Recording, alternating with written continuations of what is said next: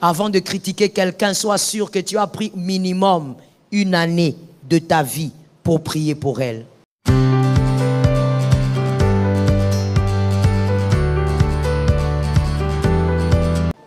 Mourir milliardaire sans Jésus, tu es un échec. Tu es un échec et tu es pauvre. Mourir avec Jésus, c'est avoir tout. Et donc, d'abord, l'évangile. D'abord, gagner les âmes. D'abord, dire aux hommes et aux femmes ce que Jésus a fait pour toi. D'abord, dire aux hommes et aux femmes que le ciel est l'essentiel. Et ne pas s'embrouiller. Que l'Éternel nous fasse grâce. Je l'ai dit hier, élu, arrêtons-nous un peu, nous sommes allés un peu trop loin. En voulant être bien sur terre, on a oublié notre demeure. C'est comme quelqu'un qui vient chez toi, un visiteur, tu le reçois, il vient d'un, je sais pas, du village de ton père ou de ta mère. Tu le reçois, il te dit, je suis ici pour 1 semaine, et tu constates que la personne veut vivre finalement là. La personne qui est mariée, qui a enfant, femme, oublie qu'il a des enfants et des femmes, des enfants et une femme. Et il préfère rester maintenant chez toi. Et un beau jour, il te dit, moi, je peux rester ici. Et ta femme et tes enfants, non, je m'en fous d'eux. Ma maison, maintenant, c'est ici. Je me demande comment tu vas le trouver. Je me demande si tu vas le garder même chez toi. C'est quelqu'un qui a des problèmes.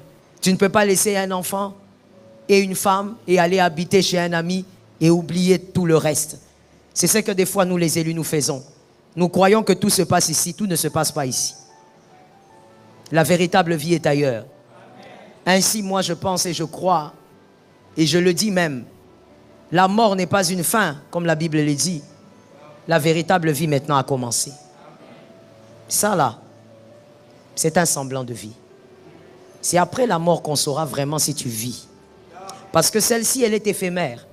Tu feras peut-être 50 ans, 90 ans, 99 ans. Mais celle après cette vie, c'est celle-là qui est éternelle. Que ça soit au ciel ou en enfer, c'est celle-là qui est éternelle. Donc la véritable vie, c'est après ceci. C'est pourquoi nous disons que c'est maintenant le temps qu'il faut préparer la véritable vie. Prépare-la en veillant sur toi, mais en veillant aussi sur les âmes. Gagne les âmes en ordre et en désordre. Je t'ai déjà dit ici, ne critique pas celui pour qui tu n'as pas passé assez de temps de prière. Si tu n'as pas fait 1 année de prière pour quelqu'un qui vit dans l'impudicité, qui prend des narcotiques, qui vit dans la prostitution, alors ne la critique pas. Tu es hypocrite. Avant de critiquer quelqu'un, sois sûr que tu as pris minimum 1 année de ta vie pour prier pour elle. Si tu ne l'as pas fait, garde ta bouche, reste dans l'humilité et prie. Que Jésus-Christ nous aide. 4e erreur des élus. Nous sommes dans cette thématique, les erreurs des élus. 4e aujourd'hui. 4e erreur des élus. Se faire accompagner par des déviergés. Ce sont les erreurs des élus. Se faire accompagner par les déviergés. Avançons et nous allons comprendre. Votre paix et l'accomplissement de votre mission terrestre dépendent de 3 éléments majeurs. Votre paix et l'accomplissement de votre mission terrestre, chacun a une mission terrestre, dépendent de 3 éléments majeurs. Premièrement, pour être en paix et pour réussir votre mission terrestre, vous devez avoir Dieu. Ça dépend de votre manière de vivre aussi avec ce Dieu-là. C'est-à-dire, vous devez avoir Dieu et vous devez avoir la bonne perception de Dieu. Beaucoup ont Dieu, mais n'ont pas la bonne perception et donc Dieu ne peut pas agir dans nos vies. 2e élément, l'utilisation équilibrée de votre intelligence, de votre sagesse et de votre esprit de créativité. L'utilisation équilibrée de votre intelligence, sagesse et de votre esprit de créativité. Ça vous permet de vivre en paix et de réaliser votre mission terrestre. Troisième élément, la qualité spirituelle et intellectuelle ainsi que morale des personnes qui vous accompagnent dans la marche de votre destinée. Troisième élément qui vous permet d'avoir la paix sur terre et de réussir votre mission terrestre, c'est la qualité spirituelle, la qualité intellectuelle et la qualité morale des personnes qui vous accompagnent. Je dis bien accompagner dans la marche dans votre destinée. Les trois éléments nous permettent d'avoir la paix sur terre et aussi de réussir notre mission terrestre. Parce que je t'interdis aussi au nom de Jésus de mourir sans avoir accompli ta mission terrestre. Dieu ne t'a pas envoyé sur terre pour te balader, pour faire beaucoup d'enfants. Dieu t'a envoyé sur terre pour accomplir une mission. Accomplis ta mission gravement avant de quitter la terre. Je suis d'accord avec toi, ça tombe sur toi. Accomplis ta mission. Et pour accomplir, il faut ces trois éléments. Il faut absolument qu'un élu ait ces trois éléments. Je parle ici d'accompagner. Je ne parle pas d'ici d'être avec. Je ne parle pas d'ici. Je ne parle pas ici d'avoir forcément un entourage. Parce que ça dépend aussi. Même en parlant de l'entourage, il y a plusieurs cercles dans un entourage. Mais je parle d'accompagner. Le fait d'être accompagné. Viens ici mon fils. Accompagner. Lorsqu'on dit que cette personne vous accompagne, c'est-à-dire elle est avec vous et vous cheminez avec elle. Vous cheminez avec cette personne. Attention, on ne doit pas être accompagné de n'importe qui dans la marche de la destinée. On ne se fait pas accompagner. On peut être avec quelqu'un, on peut connaître quelqu'un qui est à des kilomètres, qu'on aime d'ailleurs beaucoup, mais cette personne ne vous accompagne pas. La personne qui vous accompagne, c'est cette personne qui peut vous conseiller. La personne qui vous accompagne, c'est la personne qui peut écouter certains problèmes de votre vie et prier avec vous. La personne qui vous accompagne, c'est la personne qui peut partager certains moments de votre vie avec vous. On ne se fait pas accompagner par n'importe qui. On peut avoir beaucoup de connaissances, c'est-à-dire des personnes qu'on connaît, mais on ne se fait pas accompagner par beaucoup de gens.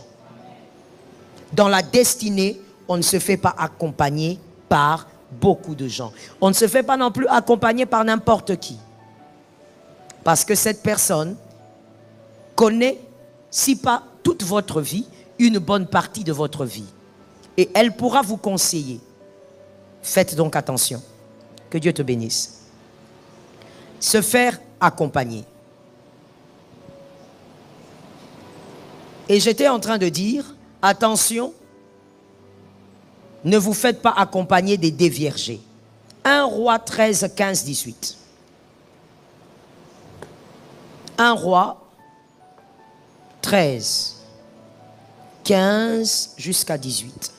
Je commence d'abord par lire ce verset-là. Ça va nous permettre de comprendre. Nous commençons au 15. Alors il lui dit, viens avec moi à la maison et tu prendras quelque nourriture. Mais il répondit, non, je ne puis ni retourner avec toi, ni entrer chez toi. Je ne mangerai point de pain, je ne boirai point d'eau avec toi en ce lieu-ci. Car il m'a été dit, que quelqu'un dise, il m'a été dit. Par la parole de l'Éternel, tu ne mangeras point de pain et tu ne boiras point d'eau et tu ne prendras pas à ton retour le chemin par lequel tu seras allé. 18. Et il lui dit, moi aussi, que quelqu'un dise moi aussi, je suis prophète comme toi. Et un ange m'a parlé de la part de l'Éternel et m'a dit, ramène-le avec toi dans ta maison et qu'il mange du pain et boive de l'eau. Il lui mentait. Amen. Il faisait quoi? Il lui mentait. La personne dont on dit qu'il mentait, cette personne venait de dire au verset 18, « Moi aussi, je suis... » Il dit, « Moi aussi, je suis prophète. » Et heureusement pour nous, la Bible va nous expliquer, à la fin du verset, que cet homme-là était en train de mentir. Je veux dire à quelqu'un, le nom, le titre d'une personne n'est pas la chose à considérer pour faire de cette personne l'accompagnateur de ta destinée. On ne se fait pas accompagner parce que quelqu'un se fait appeler pasteur, parce que quelqu'un se fait appeler archibishop. Non, ce n'est pas le titre qui qualifie un accompagnateur. C'est la qualité de sa spiritualité, de son intellectualisme et même de sa morale.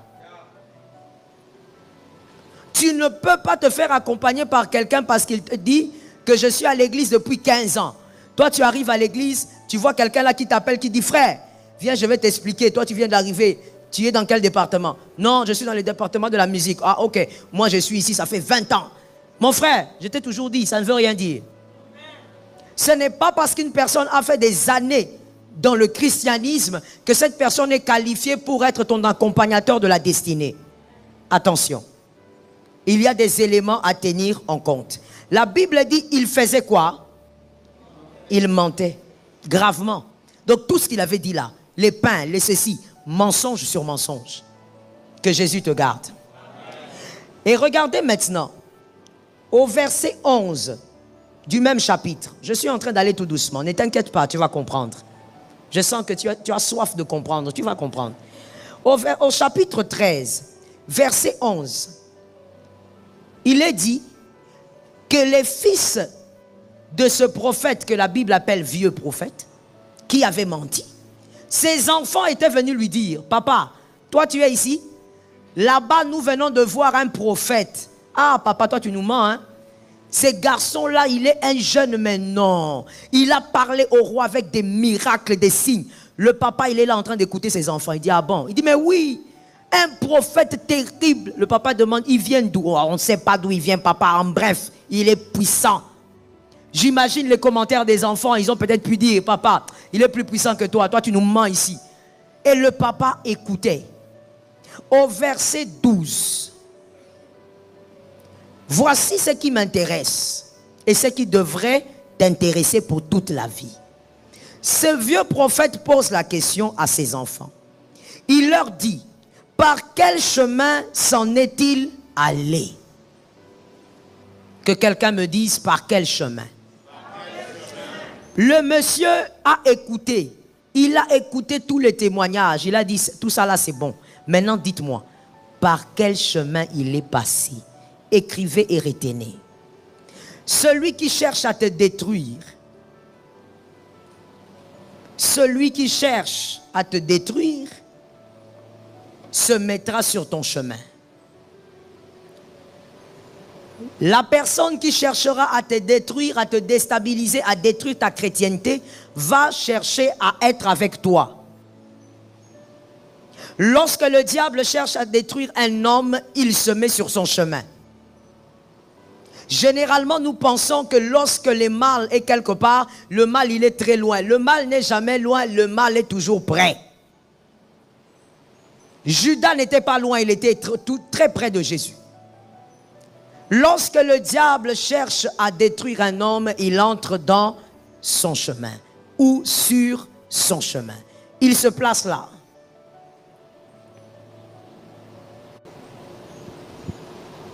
Celui qui cherche à te détruire efficacement, il cherche à entrer dans ton couloir. Il ne sera pas en dehors de ton couloir. Il va tout faire pour être dans ton couloir. Parce qu'en étant à l'intérieur, il pourra mieux te maîtriser et savoir comment te détruire. Que quelqu'un lève la main droite et dise, je ne dois pas être détruit. Voilà, on va tout doucement.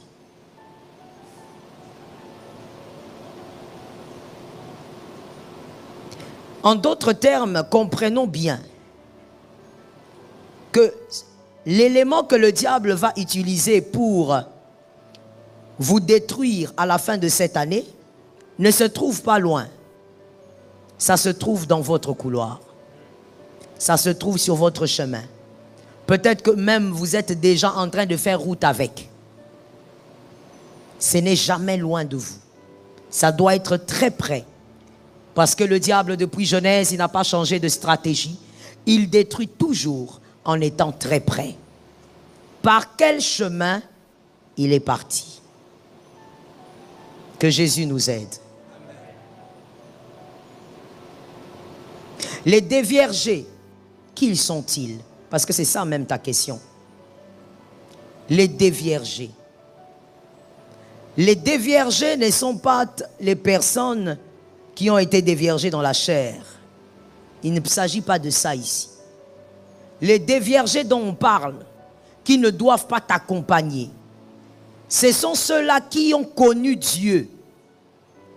Je suis dans le passé. Qui ont aimé Dieu. Qui ont servi Dieu. Mais qui finalement ont aimé le mal plus que Dieu. Ils ont goûté à la grâce, mais le péché les a déviergés. Ils ont préféré le péché plutôt qu'à la justice. Ils connaissent très bien Dieu et peut-être même mieux que toi. Mais ils ont choisi d'aimer le mal. Ils ont choisi d'aimer le péché. Ils ont choisi de chérir le péché. Ils ont choisi ce qui est mal plutôt que le bien qu'ils connaissent. Voilà les déviergés. Comme ces vieux prophètes. Ce prophète n'avait pas tort, vous savez. Il était prophète effectivement. Il était prophète.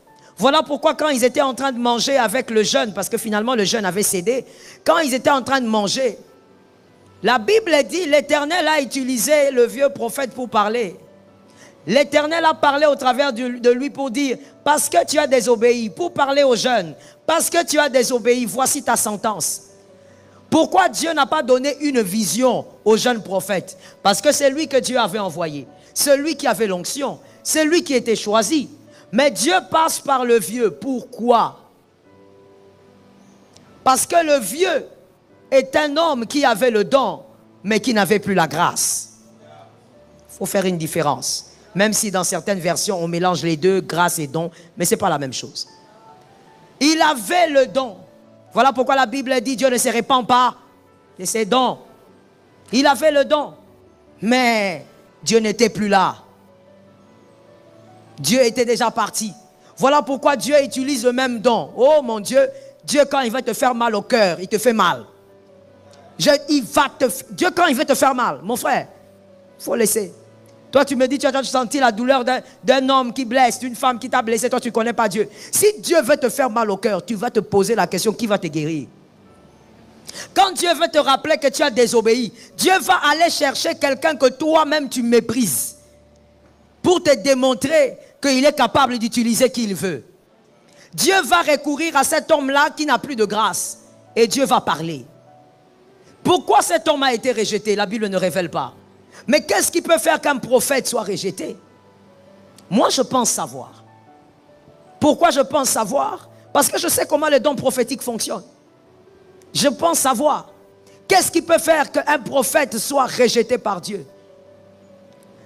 Ce qui peut faire qu'un prophète soit rejeté par Dieu, c'est le fait qu'il pense que sa grâce, que son don, c'est ce qui fait de lui un homme puissant, un homme spécial. Il commence à s'appuyer sur son don plutôt que sur le donneur. Il commence à utiliser son don pour manipuler le peuple. Voilà les choses qui font que Dieu puisse être en colère envers un prophète. Il commence à utiliser son don pour arnaquer les gens. Il commence à utiliser son don pour s'enrichir. Ce n'est pas le don qui enrichit, c'est Jésus.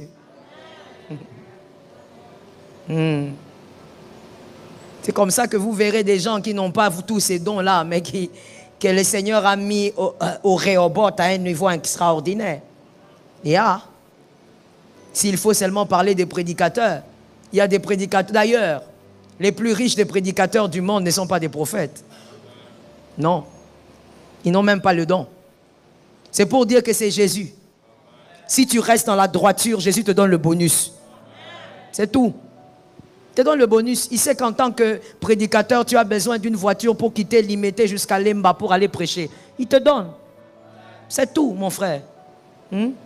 C'est pourquoi moi je trouve ça tellement bas que quelqu'un soit orgueilleux à cause de ces choses-là. Ce sont les choses que Dieu donne comme moyen de transport. C'est pour le travail. Tu vois, c'est comme les choses qu'on donne comme mission de service. Hein? Les frais des services. Tu as besoin d'un jet privé. Dieu donne le jet privé parce qu'il sait que tu dois quitter peut-être Kinshasa vers je ne sais pas où. Alors il te donne. Ce sont des... Il n'y a pas à s'enorgueillir.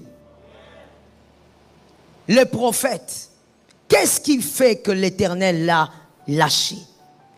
Il veut utiliser la prophétie pour manipuler les gens et avoir ce qu'il veut. Et cet homme était rejeté. Il a connu Dieu. Mais il a commencé à aimer le mal. Vous savez, quand vous vivez dans le mal et que vous constatez que Dieu ne vous frappe pas, vous pensez que Dieu est d'accord. Ou vous commencez à banaliser le mal. Vous croyez que ce n'est pas grave. C'est comme lorsque les jeunes pensent que faire l'avortement n'est pas un problème. Ce n'est pas grave. C'était juste un petit truc là de quelques semaines. Ce n'est pas grave. Si seulement tu savais que tu étais en train de démolir un être humain, si tu savais que tu tuais une vie, c'est une vie que tu as tuée. Et c'est comme ça que le mal grandit. On banalise. Voici le déviergé, le vieux prophète. Et il y a plein de déviergés, comme ça, autour de nous, avec nous, et même ici. Le mal est devenu normal pour toi. On veut maintenant, comme je le disais hier, on prend l'évangile et on en fait une salade qui crée l'indigestion. On veut convaincre, par exemple, aujourd'hui les enfants de Dieu que divorcer c'est normal. C'est normal, ce n'est pas un problème. Maman Zalakinduki. Maman était sorcière. Voici les genres d'éléments qu'on vous présente. Maman était sorcière. Maintenant, où est-ce que c'est écrit que pour la sorcellerie, il faut divorcer? Tu vois comment tu me regardes? Tu as déjà commencé à être déviergé. Donne-moi un amen. C'est écrit où? Que quand une femme est sorcière, il faut divorcer. Quand un homme est sorcier, il faut divorcer. Quand on vous dit le mariage n'est pas un jeu, vous jouez. Choisis bien avant. Tu as mal choisi. Mais assume maintenant tes choix. C'est tout. Toi, tu as déjà vu une femme enceinte qui se plaint qu'elle n'arrive pas à bien dormir. Elle va se plaindre chez qui? C'est ce qu'elle a voulu. Je parle ou je laisse? On vous a convaincu. Tu vois, même dans vos esprits, quand vous m'écoutez, vous vous posez même la question, est-ce que c'est un problème? Parce qu'on t'a déjà déviergé. On a déviergé ta justice. Tu trouves normal qu'un homme de Dieu divorce? Ce n'est pas un problème pour toi. Et tu vas même lui donner ta tête, il va prier pour toi. Un homme de Dieu divorcé, il bénit les mariages. Ce n'est pas un problème. Moi, je suis très étonné. Je parle ou je laisse? Ah ah, tu me regardes bizarrement? Je prêche la vérité. Je ne prêche pas les plaisirs ou la distraction. La Bible dit, l'homme ne donne que ce qu'il a. Bon, il est divorcé 3 fois. Il bénit ton mariage. C'est pour que toi, tu deviennes quoi? Et puis les filles, là, vraiment, vous êtes baudés, quoi. Non, je vais le dire comme ça. Vous êtes baudés. Tu donnes ta tête à un homme qui a divorcé 3 fois. Toi, moi, je parle d'abord de la fille. Donc, toi, madame, est-ce que tu connais ton sort? Il a divorcé. Ça veut dire, quand on dit divorcer 3 fois, ça veut dire qu'il a pris 3 femmes. Ça veut dire, toi, tu es normalement la première. Il y aura 2 après toi. Justifiez le mal comme vous voulez, le mal reste mal. Que la haine à ma campagne me donne un grave amen. Le mal est mal. Tu es déviergé. Donc même toi-même, tu as un problème en réalité. Moi, je suis venu avec ce thème pour te prêcher, pour que tu évites des problèmes. Mais toi-même, déjà, tu es déjà devenu un problème. Le mal est devenu normalisé. C'est bien. On acclame ça. On donne des raisons. Oh non, qu'est-ce que vous voulez? Elle veut détruire son ministère. Qui veut détruire le ministère? Mais avant de te marier, tu ne savais pas que tu avais le ministère. Le choix s'est fait bien en amont. Il faut dans la vie apprendre à assumer ses choix. Ça fait partie de la différence entre un enfant et un adulte. Un enfant, il lâche. Un adulte, il assume ses décisions. Il assume ses choix. Oh non, la femme là, quand moi je vais dans la prière, elle vient, elle me menace à l'église. Qu'est-ce que tu veux? C'est ce que tu avais choisi. Tu avais voulu les jolis mollets là. Il faut vivre avec les mollets là. Tu l'avais aimé pour les jolis cheveux. Il faut rester avec les jolis cheveux.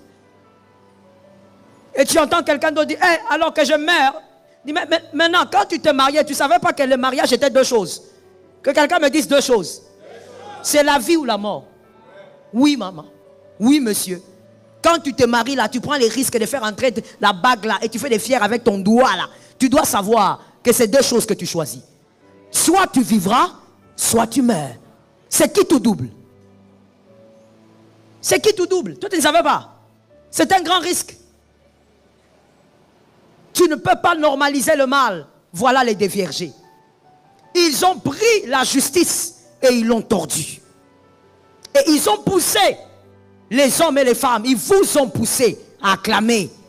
Quand ils viennent vous acclamer, ils ont tordu la justice. Le diable, une partie de vérité, une autre partie, le mensonge. Ils vous ont fait croire que c'est normal d'être impudique et d'être chrétien. Ce n'est pas un problème, la repentance est là. Voilà. Voilà les genres des choses. Ils vous ont montré que c'est normal d'être adultère. La repentance est là. On dirait que tu n'as pas bien compris la repentance dans les affermissements des bases. Laisse-moi te le dire brièvement. La repentance est une brèche que Jésus a ouverte au cas où tu tombes. J'ai dit, qui a étudié ici? Quand on dit au cas, ça veut dire quoi? C'est un accident, ça peut arriver au cas où. C'est une brèche. C'est-à-dire, on a créé pour que tu sois récupérable. Mais sinon, la volonté de Dieu est que tu restes debout. Merci pour cet amen, ça m'a soulagé. Ça m'a consolé. J'ai aimé cet amen. On dirait que tu as raté les affermissements des bases. La repentance, ce n'est pas, comme j'ai l'habitude de te dire, une piscine qui t'attend là. Va, deviens sale, reviens. Deviens sale, reviens. Ce n'est pas ça. C'est une brèche que Jésus a ouverte par grâce. Pour te permettre de ne pas aller en enfer. Sachant que tu es un vase de terre, Jésus a laissé la brèche. S'il arrivait, Jean lui-même, Jean l'apôtre dit dans 1 Jean, petit enfant, s'il arrivait que vous puissiez tomber, souvenez-vous. Est-ce que vous comprenez ça?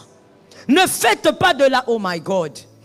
Ça ressemble un peu, vous voyez quand on construit une maison, on crée une fenêtre de secours par exemple.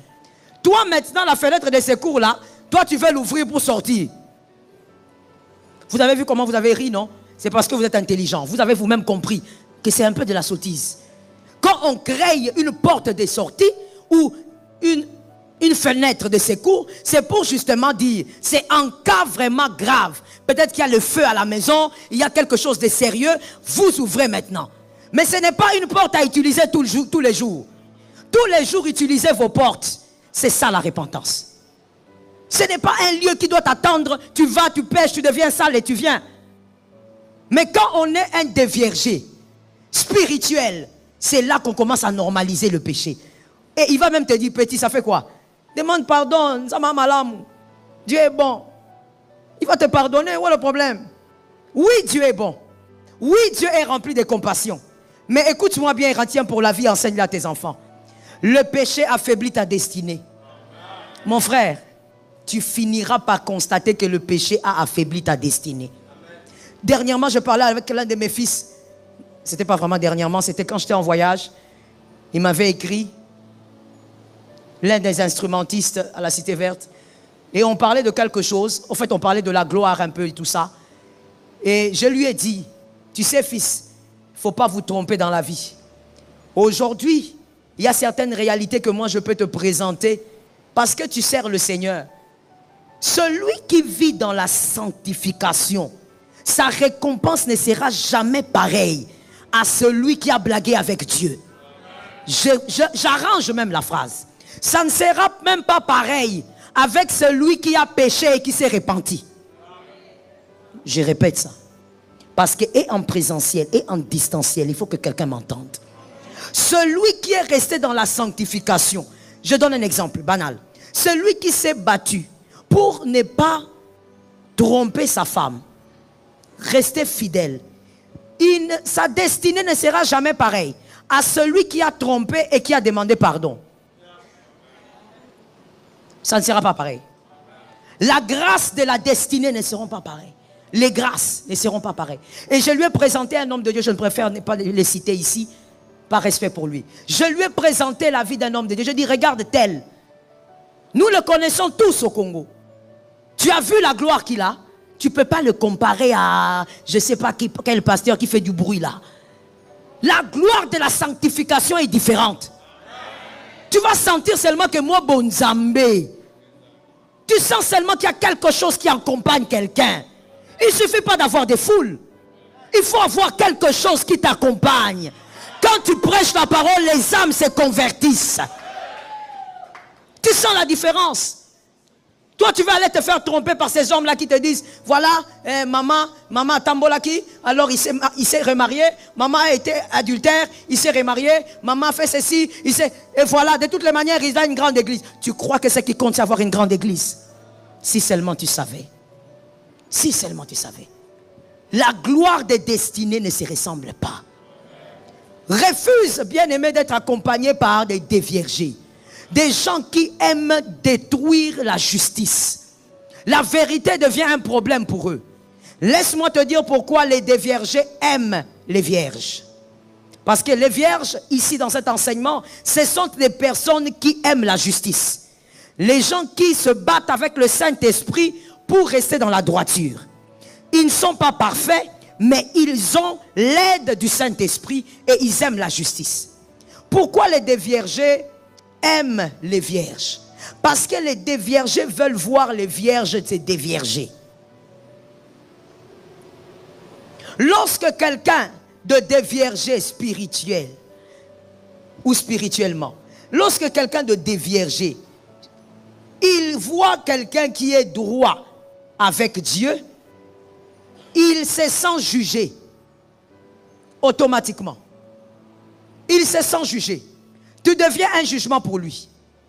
C'est comme ça que tu verras certaines personnes, quand vous parlez de Jésus, il dit, ah, toi aussi arrête, tu veux nous montrer que c'est toi qui aimes Dieu. Tu es un jugement pour lui. C'est une manière pour lui de te dire déjà que ta vie le dérange. Ça ne le dérange pas parce que tu es mauvaise. Ça le dérange parce que tu lui rappelles que lui a échoué. Que lui n'a pas été capable d'aimer Dieu. Que là où toi tu es resté ferme, lui il est tombé. Ta vie lui rappelle que lui il est impudique. Ta vie lui rappelle que lui il n'a pas été capable d'être fidèle à sa femme. Ta vie lui rappelle que lui n'a pas été capable de servir Dieu jeune comme toi. Il est jaloux. Mais cette jalousie va se manifester autrement. Il va vouloir être près de toi. Être près de toi pourquoi? Pour te dévierger. Pour introduire en toi aussi l'amour du mal. L'amour du mal commence toujours petit à petit. Est-ce que quelqu'un m'entend? Attention à qui t'accompagne. L'amour du mal. Les déviergés, il ne faut pas se faire accompagner par les déviergés. Est-ce que je peux parler? On donne son pain à n'importe qui. On donne son eau à tout le monde. Il faut aimer tout le monde. On ne se fait pas accompagner de tout le monde. Non. L'amour, donne ça à gogo, à tout le monde. Mais ne te fais pas accompagner de tout le monde. Choisis bien. Regarde bien. Celui qui est avec toi, celui qui te donne des fois des conseils, celui des fois à qui tu parles de tes problèmes, c'est qui? Les déviergés sont dangereux. Écoutons-nous bien s'il vous plaît. Le déviergé est plus dangereux que les païens. Le païen est bien. Parce que le païen, lui, ne connaît pas Dieu. Il ne connaît pas ces choses-là. Le jour où tu lui présentes Jésus, il va faire un effort pour aimer Jésus. Mais le déviergé, il avait déjà connu Dieu et il est sorti. il est dangereux. Il sait quelle phrase te sortir pour t'avoir. Vous écouterez des gens dire, oh petit, toi tu as trop des ailes pour rien, bisoto banang au kala. Petit, nous on a commencé à servir Dieu depuis longtemps. Nous on était des chantres en 1992. Frère, c'était 92. Aujourd'hui c'est 2021. Vous êtes dépassés, ça c'est le présent. C'est tout. Oh non, tu vois tous les ailes que tu as là, ça va finir. Moi aussi j'étais comme toi. Regarde-lui bien, dis-lui papa, avec tout le respect que je te dois, je ne serai jamais comme toi. Vous savez, certaines choses, il ne faut pas se taire. Ce sont des choses, par exemple là, c'est quelque chose, c'est une culture que j'aime beaucoup chez l'Africain. Parce que ça, ce sont des choses que nos ancêtres comprenaient. Et c'est une valeur à ne pas perdre. Tout en Afrique n'est pas mauvais. Attention, il faut bien trier. Il y a des très belles choses dans notre culture. Comme ce que je viens de dire, c'est-à-dire la puissance de la parole. Nos ancêtres connaissaient le pouvoir de la parole. Nos ancêtres, voilà pourquoi tu vas voir, si tu as grandi avec ta grand-mère ou ton arrière, je ne sais pas si tu as vécu ça, tu vas voir que quand vous dites quelque chose, tu verras ta grand-mère ou ta mère te dire, réponds, dis non. C'est-à-dire, ils savent que si tu contrecarres avec une parole, tu as brisé quelque chose. Et ça fait partie des valeurs de l'Afrique. Ils avaient une grande connaissance des choses spirituelles, de toutes les manières, n'est-ce pas? On n'a pas amené à l'Africain le spirituel, l'Africain avait le spirituel. Il connaissait le monde des esprits. Donc l'Africain pouvait comprendre que quand tu es peut-être dans la maison, en dehors de ta tente là-bas, quelqu'un parle, tu dois sortir, tu lui dis non. Depuis nos ancêtres, parce qu'ils savaient que la parole, quand tu es là, quelqu'un parle. Regarde l'attitude des jeunes Quinois aujourd'hui, surtout vous la jeunesse. Quelqu'un te parle, tu es là. Il parle, toi, tu finiras comme moi, toi. Et tu es là. Après, ah, non, non. Frère, tu n'as pas compris. Tu l'as laissé bâtir des murailles sur ta destinée. Quand quelqu'un parle en te condamnant, tu le regardes très poliment, tu lui dis, en tout cas, papa, moi, mon cas sera différent. Parce que quand tu libères une parole, tu construis des murs. Ça tombe sur tes enfants. Il ne faut jamais laisser une parole que tu n'acceptes pas passer. C'est pourquoi dans l'église nous disons Amen. C'est une manière aussi de dire oui, la chose là, j'accepte ça. Que ça se bâtisse dans ma vie. Même dans la vie de tes enfants. Tu vois quelqu'un, un déviergé là venir. Oh voilà, les enfants ici.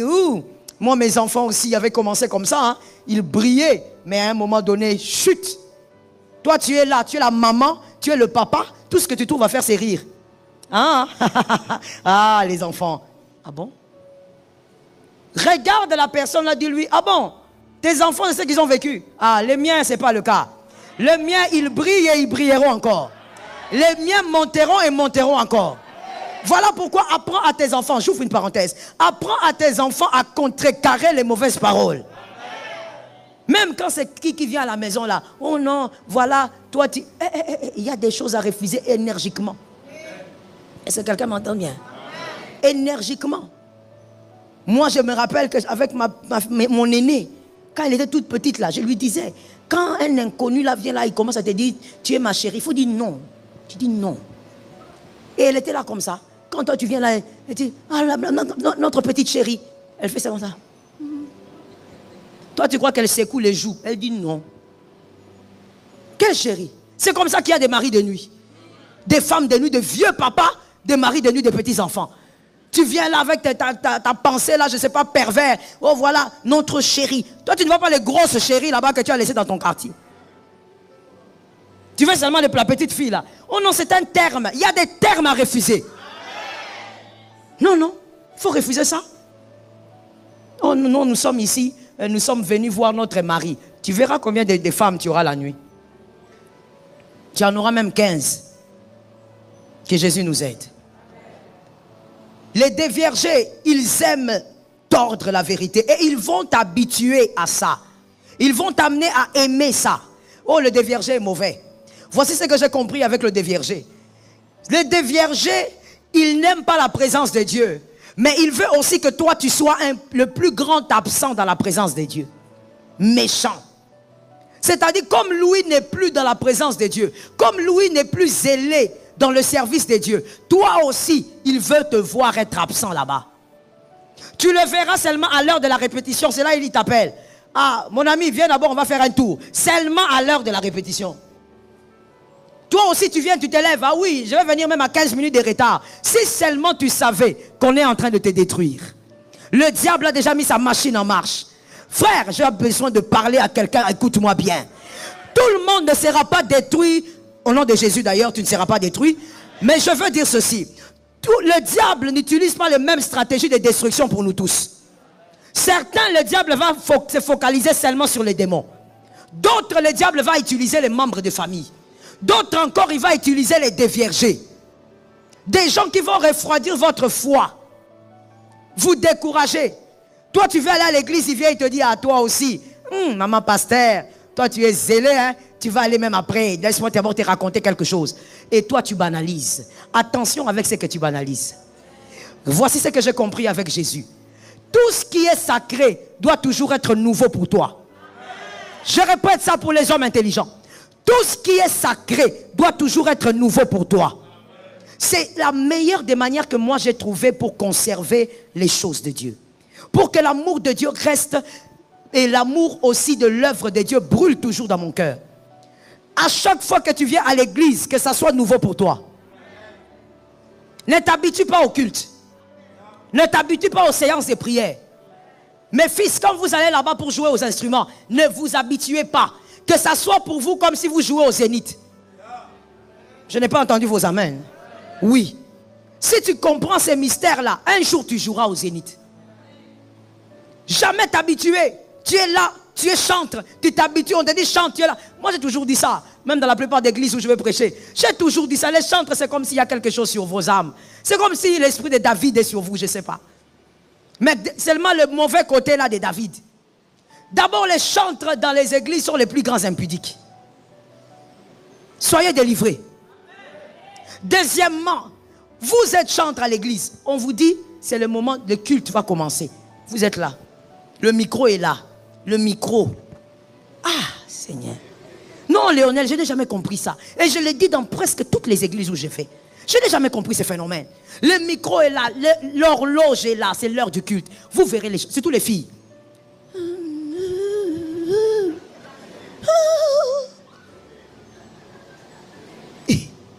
Maman, chante au micro. C'est l'heure du culte. Chante. Et puis maintenant, même quand il faut chanter. À toi la gloire. Ça veut dire que, oui, que, ah Seigneur. C'est comme si, de la bango, c'est comme si on les supplie pour faire l'œuvre de Dieu. C'est votre bénédiction. Donnez-moi un amen. C'est votre bénédiction. Mais vous, comment vous pouvez être là comme si vous ne voulez, comme si vous faites l'économie de vos voix. Vous économisez? Ça, c'est quand les choses de Dieu deviennent maintenant comme une habitude. Les choses de Dieu deviennent monotones. Que les choses de Dieu restent sacrées. Amen. Tu viens à l'église, que ça reste sacré pour toi. Cette chaise-là, que ça reste sacré pour toi. Tu ne peux pas prendre ta cravate, tu mets sur cette chaise-là. Même les anges regardent, ils regardent, c'est insensé ici. Tu viens à la maison de Dieu, que tout ce que tu fais pour Dieu reste sacré. Il y a une fois, l'une de mes filles, qui est prédicatrice dans un pays, elle m'appelle, elle me dit, maman, j'ai prédication, prie pour moi. J'ai prié pour elle, j'ai dit, ça va aller. Et puis, à quelques minutes, elle m'écrit sur WhatsApp. Elle me dit, maman, j'ai la frousse. J'ai dit, mais c'est bien.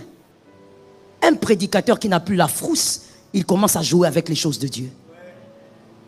La frousse veut dire que tu respectes ce que tu veux faire. Tu vois la grandeur de ce que tu veux faire. Mais quand toi, même pour prêcher, tu viens là, tu nous étales ici tes mains et tu commences à parler comme si c'était le travail de ton grand-père, tu es en train de te dévierger. L'œuvre de Dieu doit rester sacrée. Même mon fils là qui prend des photos ici quelque part, je ne sais même pas où est-ce qu'il est parti. Voilà les cas. Ah, il est là. Parce que les gens de la presse sont comme ça. Dans le monde entier, les gens de la presse, c'est un problème aussi. Un deuxième cas, la presse. Ils sont toujours là, en train de se balader comme des petits... Donc tu ne sais pas, il est où? Mais je l'ai vu. Même quand tu prends des photos dans la maison de Dieu. Ça n'a rien à voir avec les photos du mariage. Donne-moi un amen. C'est sacré. Mais si quelqu'un m'entend bien. Non seulement parce qu'il y a des témoignages que moi et mon mari, on a décidé de ne pas faire passer, de ne plus commencer même à faire passer à l'église. Même les photos qu'on prend dans l'église, le travail là, respecte. C'est sacré. Il y a des gens qui ont vu des mystères seulement en prenant une photo. Le miracle est tombé. Lorsque tu commences maintenant à monotoniser l'œuvre de Dieu, tout ce qui tourne autour de Dieu, tu commences à être déviergé. On te dira, Léonel, dirige la prière, la prière des ouvriers. Tu viens là-bas avec toute légèreté. Venez, venez, venez, on va prier. Comme si tu étais en train d'appeler tes enfants pour la prière. Tu n'as pas compris que tout ce qui appartient à Dieu doit être respecté. Voilà comment est-ce que les déviergés travaillent. Et c'est dangereux. Que Jésus nous aide. Je vais d'abord te donner un élément important, te dire quelque chose d'important, sinon je vais oublier. C'est une chose importante à retenir parce que j'entends ça souvent auprès des gens. Écoute, suis-moi bien, regarde-moi d'abord, avant d'écrire, écoute. Une personne qui a échoué dans un domaine et qui n'a plus jamais réussi est une personne qui peut t'apprendre comment ne pas échouer. Mais elle ne pourra jamais t'apprendre comment réussir. Ça, c'est un grand problème qu'on a au Congo et qu'on n'arrive pas, on n'arrive vraiment pas à comprendre ça. Surtout au milieu de la jeunesse. Quelqu'un, je donne un exemple pratique. Une personne qui a échoué dans son mariage, elle est divorcée. Cette personne peut t'apprendre comment faire pour ne pas divorcer. Parce qu'elle a échoué. Mais comme elle n'a pas réussi, vous ne l'avez pas vu réussir, elle ne peut pas t'enseigner sur le mariage. Cette personne ne peut pas. Mais je vois des fois des jeunes remplir des salles. Celui qui vous apprend des choses sur le mariage, il est divorcé. Et il n'a pas réussi après. Mais c'est tout plein dans vos téléphones, les messages.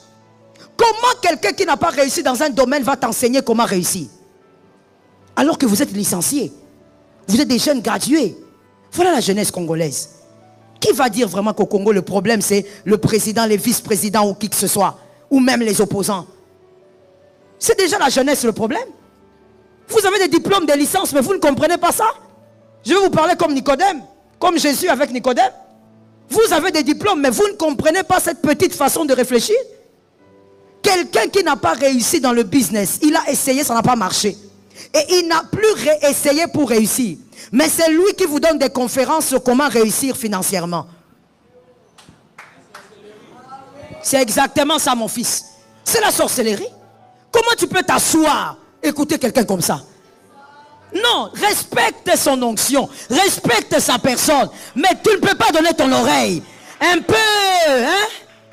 peu de jugeote. Voilà pourquoi quelqu'un a dit, tout n'est pas une affaire d'onction. C'est comme ça que là, je t'ai donné quelque part un élément pour te dire que l'accompagnateur, il doit avoir une certaine qualité. Merci. Et aussi, tout ça, ça se regarde. Nous ne sommes plus à l'époque là, antique là, où on pensait que non, il faut seulement ramama, rabababo. Est-ce que son cerveau fonctionne bien? Est-ce qu'il a une bonne moralité? Quelqu'un qui n'a pas réussi. Ah, maman, je vais te donner ça un autre exemple simple. Parce que quelqu'un d'autre, il a compris, mais à moitié. Il s'est arrêté quelque part. J'ai dit ceci. Une fille. Laisse-moi choisir. Ma fille, lève-toi s'il te plaît. Non, quand tu regardes derrière là, c'est toi. Oui, généralement c'est comme ça. Quand tu regardes derrière là, c'est que c'est toi. Ma fille, tu as un enfant? Tu as un enfant? Viens. Alors c'est toi que je cherche, tu es qualifié. Maman, mets ton masque, hein, sinon on va me dire que j'étais... Tu as un enfant? Non? Il faut secouer la tête pour que je voie. Ah, ok. Alors, tu n'as pas d'enfant. Comment ça se passe, les contractions? Tu connais d'abord les mots. Ah. Vous voyez pourquoi je l'ai choisi, hein? Moi, j'ai le feeling, hein?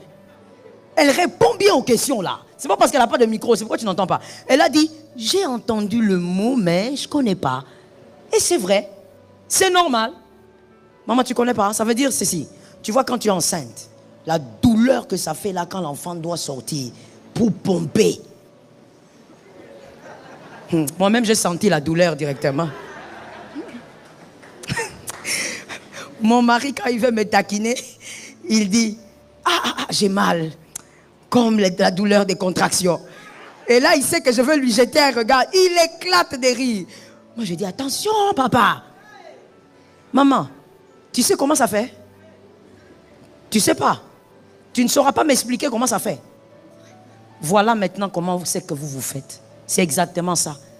Vous allez, cette sœur, elle se met dans une salle. Elle loue la salle de 200 places ou 2000. Et elle vous appelle, vous, les licenciés, les docteurs, vous venez vous asseoir pour qu'elle vous explique comment les contractions font. Alors qu'elle n'a jamais été enceinte. Mais vous y allez là-bas et puis à la fin, vous prenez des photos. Selfie. Merci ma fille. Est-ce que ça va m'étonner que tu échoues dans les mariages? Ça ne va pas m'étonner. Ça ne va pas m'étonner. Il y a des papas qui sont en train de réussir, comme papa Barouti, comme ça, qui a plus de 50 ans dans les mariages. Toi, tu ne vas pas aller écouter un papa comme ça. Non. Toi, tu vas aller écouter celui qui va te porter un pantalon qui ressemble je ne sais pas à quoi, et qui va se mettre là en train de t'expliquer des choses sur les mariages, alors qu'il n'a pas réussi dans les mariages. Même son ex regarde, il dit, oh Seigneur. Regarde les filles là, façon qui crient, Amen. Mais comment on peut avoir des diplômes mais ne pas réfléchir? Alors quelque part les hommes ont raison. L'intelligence n'est pas attachée au diplôme. Non, c'est pas attaché à ça. Comment tu vas t'asseoir une fille qui n'est jamais tombée enceinte? Tu vas commencer à t'expliquer, maman, vous savez, et vous voyez maman Georgette assise, maman Janine assise, maman Wivine assise, toutes les mamans là en train de noter. Amen. Avec des versets. Comment vous expliquez ça? Alors voilà ce que je voulais dire. Celui qui peut t'expliquer comment réussir, c'est celui qui a réussi. C'est celui qui est tombé, qui s'est relevé et qui a réussi. Comme M. Barouti là, le pasteur, lui il peut te dire combien ça chauffe dans le mariage. Et comment il faut faire pour tenir. Parce qu'il a plus de 50 ans. Comment on peut être fidèle à une seule femme? C'est là que tu peux te demander, papa, raconte-moi. Et là tu prends un gros carnet plus gros que ça. Tu te mets avec les stylos rouges, bleus, violets. Tu commences à noter. Parce que lui a été avec une seule femme, pas 15 ans. Hey. Moi-même, j'ai réfléchi, j'ai trouvé vraiment... Ce papa mérite les trophées du Congo. Non, non, non. Pourquoi nous aimons seulement donner les trophées aux gens quand ils meurent? Non, non, non. Il faut que l'église donne à ses papas trophée de fidélité de la femme. Hey. 20 ans. 35 ans. Toi, tu as seulement 5 ans de mariage, mais regarde comment tu regardes les gens. Regarde comment tu regardes la fille là qui est à côté de toi. Tu commences déjà même à la rêver. 40 ans. Je le dis parce que lui-même a l'habitude de le dire. Hein. Quelqu'un a déjà entendu, non? Il le dit. C'est quand même osé pour quelqu'un de dire une chose pareille si ce n'est pas vrai. Lui-même le dit. Il dit, il a plus de 50 ans, il n'a jamais touché à une autre femme. Hey! Respect. En tout cas, gravement respect. Toi, tu es là seulement 3 ans avec ta femme, mais la manière dont tu la regardes déjà. Donc, tu regardes ta femme comme si tu as regardé une bouillie fatiguée. Tu dis... C'est grave, Léonel. Hein? Déjà, donc tu es déjà fatigué. Donc, même quand elle t'appelle chérie. Donc quand tu la regardes, seulement tu dis, cette femme, comment elle est devenue comme ça? Papa, quand moi je te dis que quand tu te maries, il faut savoir qu'il y aura métamorphose. Je te dis pas ça. Toi-même, tu vas t'étonner un jour, elle sort de la chambre comme ça. Chérie, où tu es? Où tu es? Ta tante est sortie ici. C'est pas sa tante, c'est elle-même même là, qui est là. Mon frère, attention à ceux qui déviergent. Attention à là où tu donnes tes oreilles pour apprendre. Celui qui est allé au-delà peut m'apprendre. Comment veux-tu que celui qui se noie te sorte d'une noyade? Comment? Il se noie déjà lui-même. Cherche celui qui est de l'autre côté. Je finis en disant ceci. Regarde ce que les déviergés ont comme comportement. Je l'ai dit un peu de manière ramassée, je te présente ça. Ils banalisent le péché. Ce qui est grave n'est pas grave pour lui et il va trouver plein de versets. Parce que très souvent, ce sont des gens qui maîtrisent eux-mêmes leur péché. Donc, ils cherchent des versets dessus. J'ai même entendu des déviergés dire, ah, mais écoutez, David avait combien de femmes? Pourquoi moi j'aurais une seule femme? Qui pense la même chose dans cette salle ou en distanciel? Lève la main. Oh, tu as peur, pourquoi? Tu as raison d'avoir peur, mais n'aie pas peur. Si tu es en distanciel, tu me dis seulement, moi, je vais revoir ton nom après. Il y a des viergers qui disent, David a fait plusieurs femmes. Pourquoi moi j'en aurais pas? Mon frère, est-ce que... Oh Seigneur, que quelqu'un me dise, j'écoute. La Bible, la parole de Dieu, oui ou non? Alors retiens maintenant pour la vie. Ce n'est pas un cours théologique, mais tu peux au moins retenir ça. Parce que c'est important avec les gens, des phrases que les déviergés vous balancent des fois. Dans la Bible, il y a ce qui est divin et ce qui ne l'est pas. Dans la Bible, il y a ce qui est divin et ce qui ne l'est pas. C'est écrit, mais ce n'est pas divin. Pourquoi c'est écrit? Pour notre édification. Exemple, clair et simple. David a tué Uri. C'est divin, mais c'est écrit. Pourquoi? Pour nous édifier. La Bible a deux parties. Ce qui est divin et ce qui est là pour notre édification. David a tué un homme, c'est pour notre édification, pour que nous ne soyons pas meurtriers.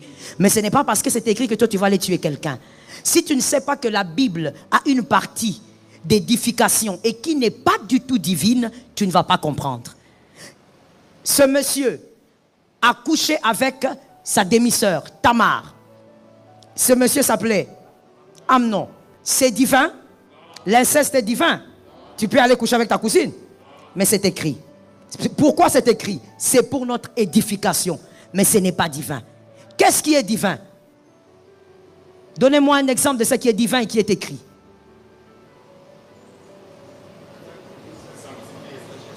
La crainte de Dieu, c'est le commencement de la sagesse. Autre chose?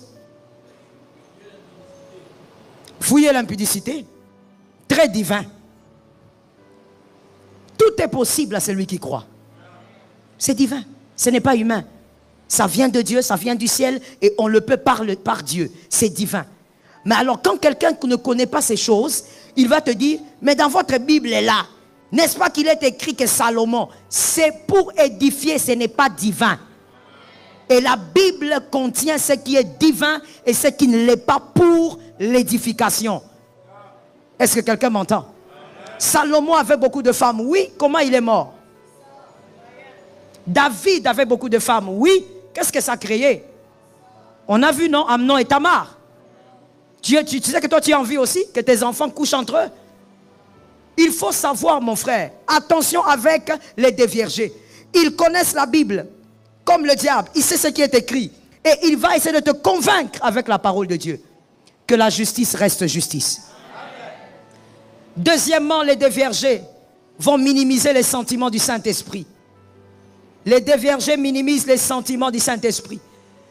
C'est-à-dire, ils vont seulement vous dire, tu vas te repentir. Et voilà, ça va terminer. Tu vas demander pardon.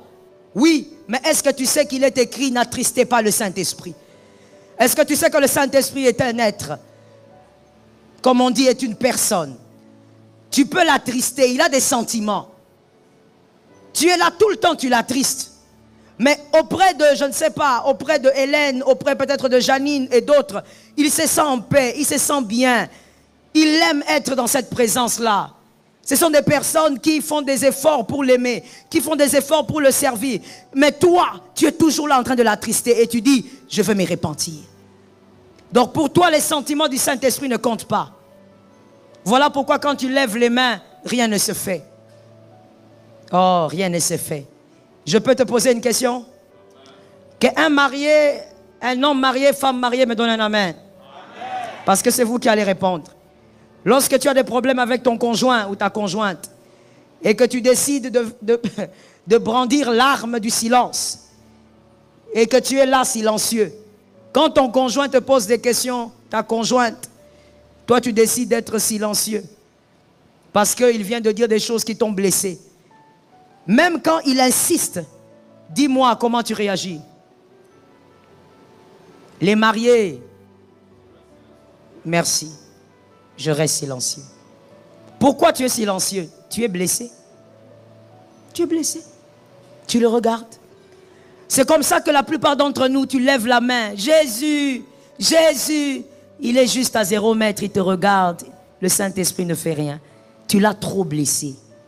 Tout le temps, tu le blesses. Tout le temps. Toi, tu vois seulement le fait que le sang va me laver. Oui, ça va te laver. Mais lui, il est blessé. Voilà pourquoi d'autres encore, il dit seulement Jésus. Ah, la chose descend. Le Saint-Esprit l'aime tellement à cause de l'attitude de son cœur. Le Saint-Esprit envoie les anges. Il dit non, quand c'est lui, il faut descendre. Quand c'est lui, quand ce sont ses enfants, il faut agir. Mais toi, tu jeûnes, tu pries, tu maigris, tu fais tout ce que tu peux faire. Tu arrêtes de manger, tu manges des sauterelles, tu arrêtes. Tu dis non, je veux faire comme Jean-Baptiste. Tu commences à manger seulement le miel. Ma soeur, laisse, j'ai entendu des formules de jeûne.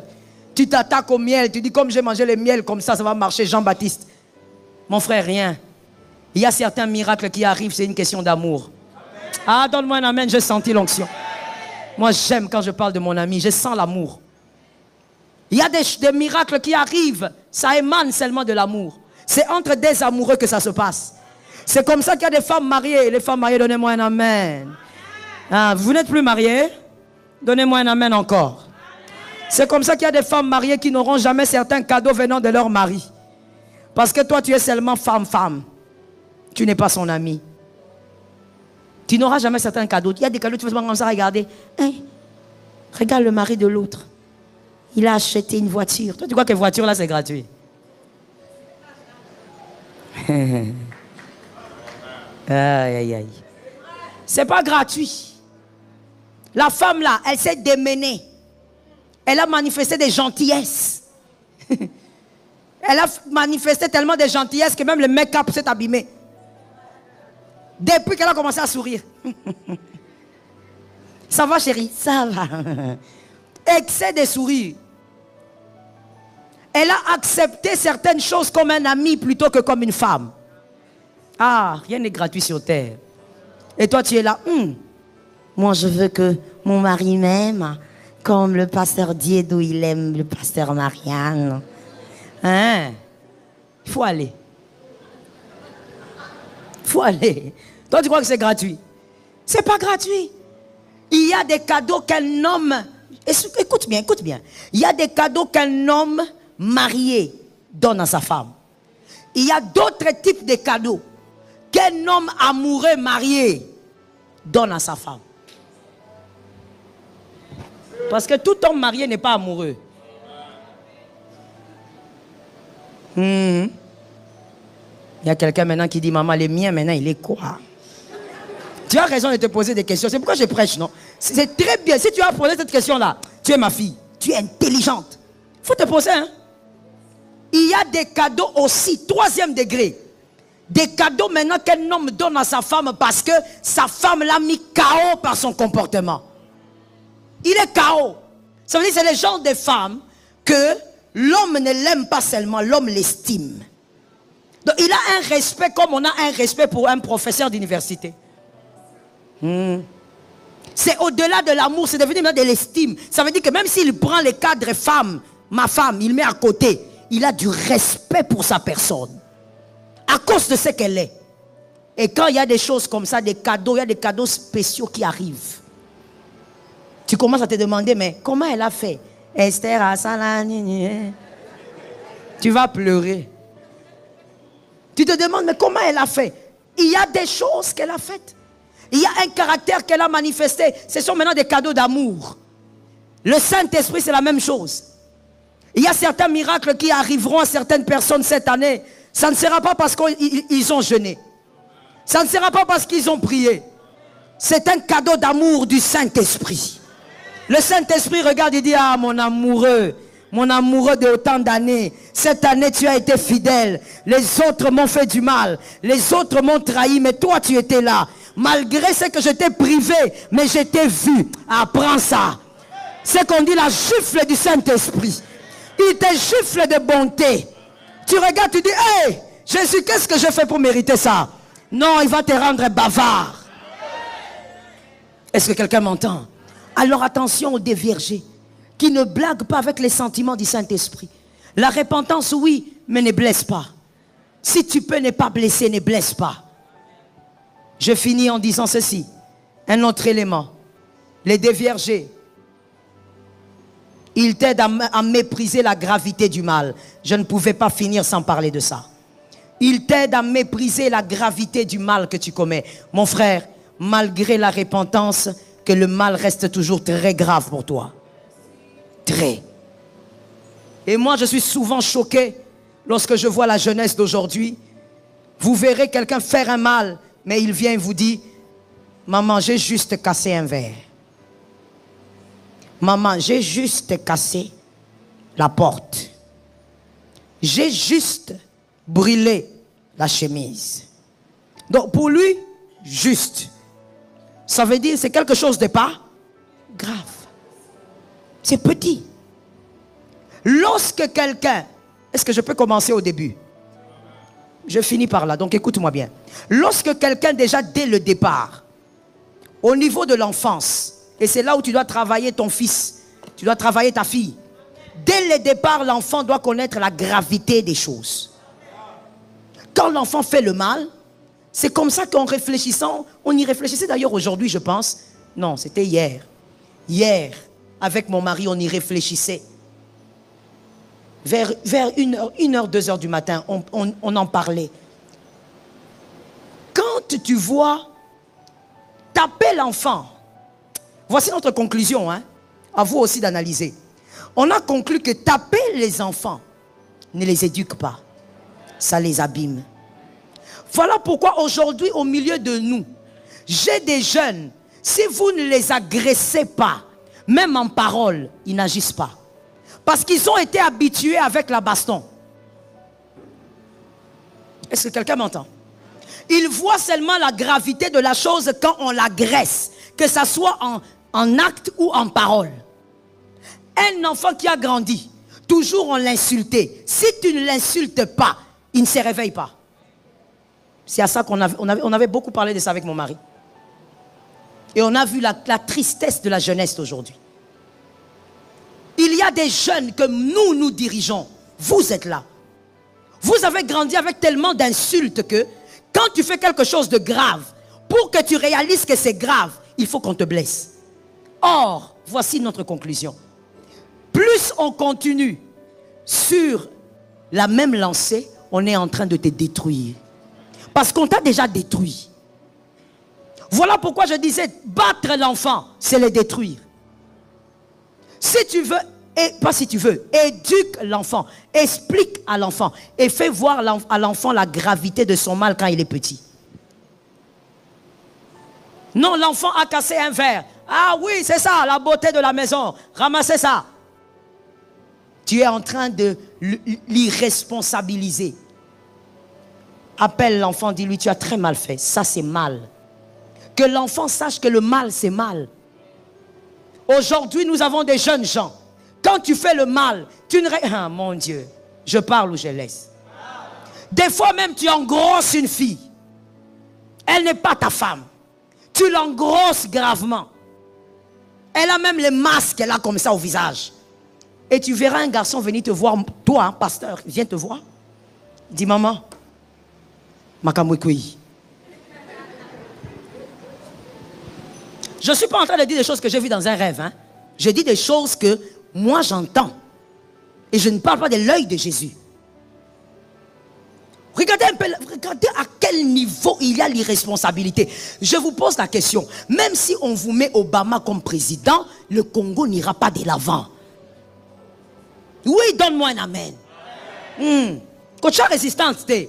Ah ouais, ça m'a comme rébellion, hein? Mais rébellion, c'est plus ça. Ah ouais, démocratie, ça t'es papa. Nous sommes pas démocrates, hein? Dieu n'est pas démocrate. Il n'y a pas de démocratie ici. Même si on vous met Obama, je vous assure, celui qui avait raison, c'est le premier à avoir dit changement des mentalités. C'est lui qui avait raison. Sans ça, qu'on vous mette Obama, qu'on vous mette n'importe qui là-bas, votre pays aura toujours un problème. La mentalité de la jeunesse est pourrie. Que Dieu nous délivre. Je crois au Congo, mais je crois d'abord qu'il faut qu'une génération passe. Parce que non, pas seulement qu'elle passe, mais que celle qui va venir soit enseignée autrement. Regarde quelqu'un qui a engrossé une fille. C'est grave. C'est la vie de quelqu'un que tu as pratiquement arrêté. Je dis pratiquement parce que elle ne pourra même plus faire les études comme elle faisait. Mais tu viens avec banalité. Voilà maman. En d'autres termes, maman, la chose est tombée. La chose même, je ne sais pas si c'est quoi. Et puis il a, bon maman, maintenant la suite c'est quoi? Bon maman, maintenant il faut que je aille donner même un casier de sucré. Regarde la vision de quelqu'un. Regarde la vision. Donc voilà la vision, ta vision de la vie. C'est comme ça. Commencer des choses importantes de la vie comme ça. Entrer par cette porte-là. Une si grande destinée. C'est comme ça que toi tu veux entrer. Mais c'est avec banalité que les jeunes font ça. Et pire encore pour la jeune fille. Quelle banalité. Pour elle, elle a trouvé une maison, un foyer où elle va te mettre la tête. Mon frère, tu dois apprendre à assumer les mal. Quand tu fais le mal, réalise, n'oublie jamais. Regarde ce mal. Même si Jésus t'a pardonné, réalise que c'est très mal. Que c'est très grave. Ne banalise pas le mal. Ne viens pas dire, c'était petit. Le mal n'est jamais petit. Parce que manger un fruit nous a créé l'enfer. Manger un fruit. Est-ce que Ève pouvait imaginer qu'elle allait nous créer tout ce que nous vivons aujourd'hui? Les frères qui se tuent entre eux, les cousins qui se tuent entre eux. Est-ce que Ève allait imaginer manger un fruit? Ne banalise jamais le mal. Fais attention aux personnes qui t'approchent. Ne chemine pas avec n'importe qui. Aime le monde entier, mais choisis. Que le déviergé reste là où il est. Prie pour lui, mais ne chemine pas. Que l'Éternel